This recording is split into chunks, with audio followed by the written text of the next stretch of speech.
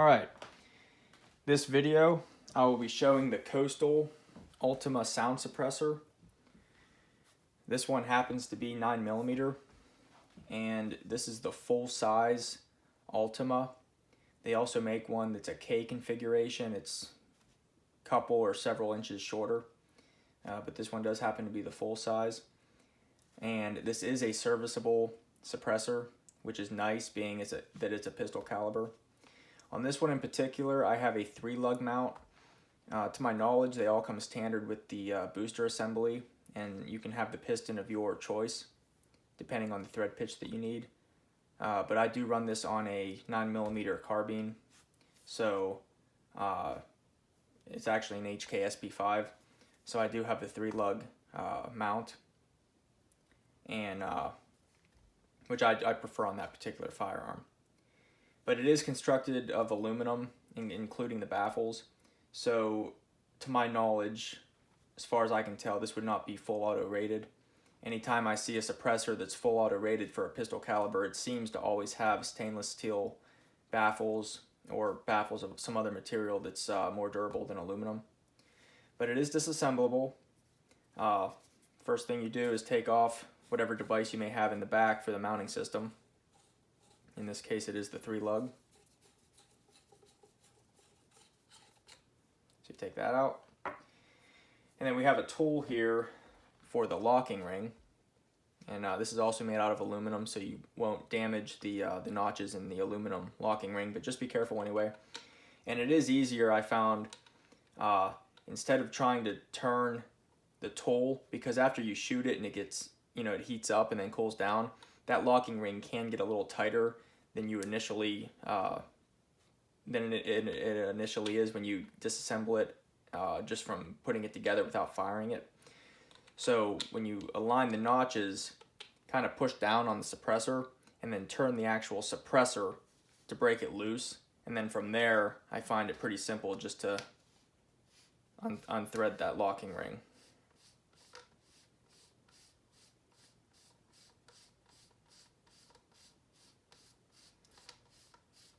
Just takes a little bit here, and then once it's able to be about that far out, I just do the rest with my fingers. And then from there, your spacer will come out first, and then your baffles. There are 7 baffles, and like I said, they're all aluminum. And I actually just cleaned this suppressor the other day, and I would say I have probably 200 rounds through it, and you can see it looks pretty good. And then after you take the baffles out, you can take your end cap out, and the locking ring, when this locking ring is tight against your spacer, it puts tension on the baffles, which puts pressure on your end cap, and that keeps the end cap tight. You will not be able to loosen your end cap without loosening the locking ring. So then there you have your tube. Makes it easy for cleaning. Here's the baffles here. Like I said, there's 7 of them. They're made out of machined aluminum. If you wanted to build a baffle stack, there's several ways you can put this back together, but for example, like on Silencer Co. designs, like on the Osprey, or not the Osprey, the Octane, they're click together baffles. These don't click together. They really don't hold themselves other than just what gravity does. So it's not really critical to have these little notches lined up. On the Silencer Co., like 22 or 9 or whatever you may have that you can disassemble, you can click these together and keep those notches lined up. Some say it actually makes suppression better doing it that way, but it's really kind of hard to do it with this design, because even if you get them all lined up, when you go to tighten your locking ring, it will rotate the first 2 or 3 baffles that are in order from the locking ring. That's what I found out. So anyway, for reassembly, make sure you put your nose cap or your end cap on the right side. So here you have your markings, and The markings, you read left to right, so you want the end cap on the right side, and you can actually see the threads, how they're deeper on the back. That's for your locking ring and your mounting device, so just keep that in mind. So here's your end cap, and it's very important if you clean this, because it has aluminum baffles, to not use an ultrasonic cleaner, because over time it will erode the aluminum. And then you just drop your this is how I do it. I just drop my baffles in. The bullet goes through the hole and comes out the big opening. So you want to make sure you put the baffles in the right way. So I just drop them in, and I don't even pay attention to what these notches are facing. I mean, I'll actually kind of purposely put them in randomly. It's nothing you have to obsess over.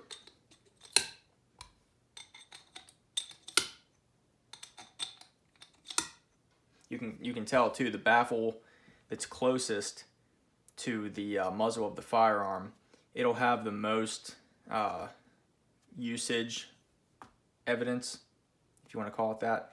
If I wanted to try harder, I could get that off, but it's really not that big of a deal. It's clean, and there will always be some degree of, discoloration or just carbon or burnt powder residue that's kind of baked on there. It's just the way it is. And you can rotate your baffles too, so that they, I don't want to say wear evenly, but just if you want to rotate them just for your own sake, you can. Then your spacer, your locking ring,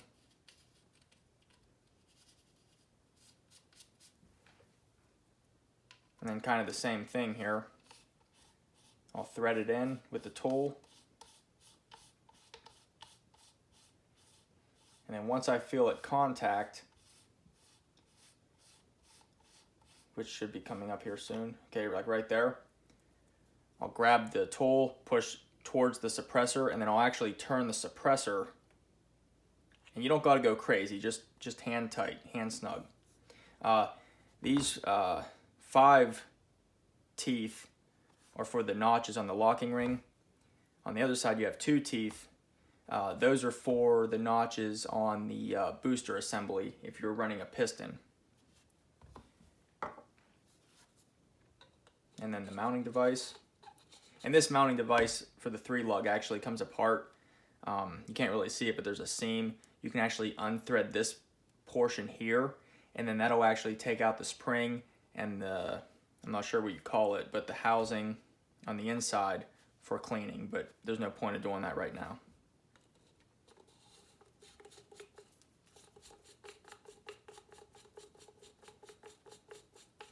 And then I just snug it hand tight. And I've never had this come loose firing it. I fired this on handguns, traditional style handguns, like a HK USP Tactical or SIG P226 or a Glock with a threaded barrel. But I do like to run this on my HK SP5, and that's actually, according to the ATF's definition of a pistol, but I do refer to it as a 9mm carbine. And there it is, your Coastal Ultima. This is a 9mm. You can get it in 45, and I think they even make a 40, which you could run a 40 through a 45, but I believe they actually do make a 40. So yeah, there it is. I like the finish on it. It's like a matte, almost like a parkerizing, because some suppressors have more of a glossy finish, which I don't really care for. I think it's a very well-made suppressor. It's light, despite how long it is. And I will say, if you do want to run a Coastal Ultima on a handgun instead of like a 9mm or a pistol caliber carbine, I would prefer to get the K version. When I purchased this, I did not know that they made a K version, but it worked out anyway because I run this on my HK SP5. So I actually prefer it to be the full length, but I think it would be a little more convenient to have the K version on a traditional style pistol. Because if you actually compare the K version of this to a standard length suppressor from other companies, the K version is actually close to the full size, like Octane or something like that. So this is kind of a longer 9mm suppressor in general. But anyway, I hope that helped anybody out that's looking to purchase one of these maybe. And I hope you enjoyed.